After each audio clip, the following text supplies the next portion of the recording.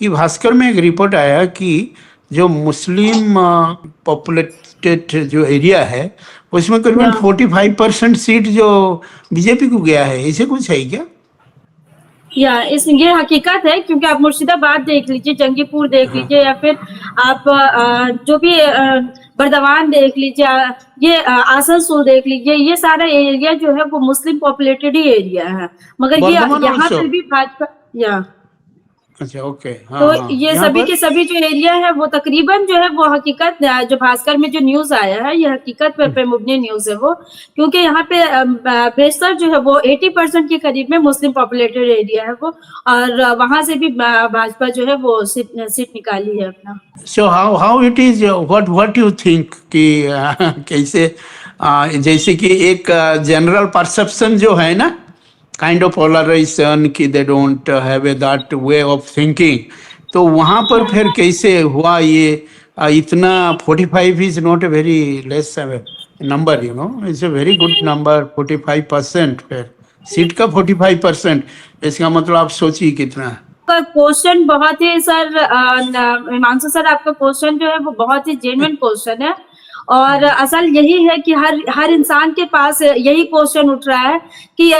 ये कैसे मुमकिन था, ये कैसे पॉसिबल हो सकता है। 45% of the seats, total seats ऐसे हैं, टोटल सीट्स, हाँ, यही रियलिटी है, मतलब ये 200 रियलिटी सीट्स। है, इसलिए क्योंकि ये तमाम एरिया में, जिस एरिया में भी जो मुस्लिम पॉपुलेटेड एरिया है, वहां से जो भाजपा जो सीट निकाली है, वहां सिर्फ एक ही कारण है कि SIR में वहां पे तकरीबन जो है आपका 60% वोटर का नाम को कट किया गया है। और otherwise what is the motivation of area otherwise अगर आप नॉर्थ 24 परगना की बात करें, नॉर्थ 24 परगना की बात करें, आज बंगाल में जो ये जो रिजल्ट आया है, जो इम्पॉसिबल रिजल्ट था, इसका कारण ही यही रहा कि लोगों का एक परसेप्शन था कि नहीं, सबको मिलाकर इस तरह से SIR में वोट कट किया गया, मगर ये हकीकत नहीं है, कहीं ना कहीं इसमें कुछ चीजों को, कुछ डेटा को जो है वो छुपाया भी जा रहा है। हकीकत यही है कि अब सपोज मेरे साथ ही हुआ है, मेरे घर में 10 जन है, 10 जन में सिर्फ 3 लोगों का नाम आया SIR में, और बाकी हम लोगों का नाम नहीं आया, यानी कि हम लोग जो 7 जन है, 7 लोग जो है, हम लोग 7 एक ही फैमिली से, हमारे फादर,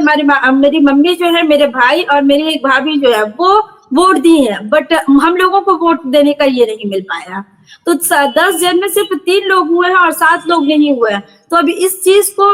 लगातार हम लोगों ने इस पर हम लोगों ने आवाज भी उठाई, साथ ही साथ जो भी ये था गाइडलाइन था, उस गाइडलाइन के तहत हम लोगों ने काम भी किया, फिर ट्रिब्यूनल में भी हम लोगों ने दिया, मगर उसके बावजूद भी कोई सुनवाई नहीं हुई। तो इस तरह से जो 27 लाख ट्रिब्यूनल में जो एक वर्ड बोला गया है, जो जज ने किया है कि चलो कोई बात नहीं, अगले बार दे देना, ये इसका ऊपर क्या लोगों का रिएक्शन है कि अगला बार दे देना मतलब क्या है? ये अगला बार देखिए, दो लोग जो है वो 2 तरह से सोच रहे थे कि अगर भाजपा की सरकार बनती है तो ये NRC और CE के तरफ जाएगा, इसमें हाँ ना में लोग पढ़ेंगे, क्योंकि भाई जाहिर सी बात है कि सत्ता उनका, और अब जो है जुडिशरी की बात करें, सुप्रीम कोर्ट की बात करें, तो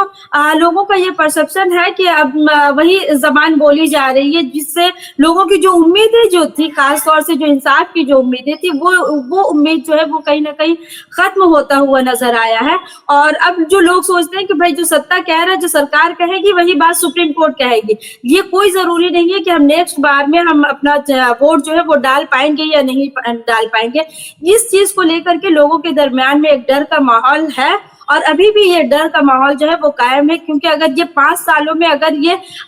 तकरीबन ये जो भी एडजुडिकेशन की बात करें, या तो फिर अगर जुडिशियल की बात करें, तो ये टोटल जो तकरीबन 60 लाख लोगों का जो नाम जो कट हुआ है, या फिर 27 लाख जो लोग हैं, उन लोगों वो लोग अभी भी एडजुडिकेशन के शिकार है, तो इन लोगों का नाम कुछ भी हो सकता है। वो ज्यादातर अपना सोच में अब ये बैठा लिए है कि कहीं ना कहीं ये NRC और CA के तरफ लेकर जाएगा।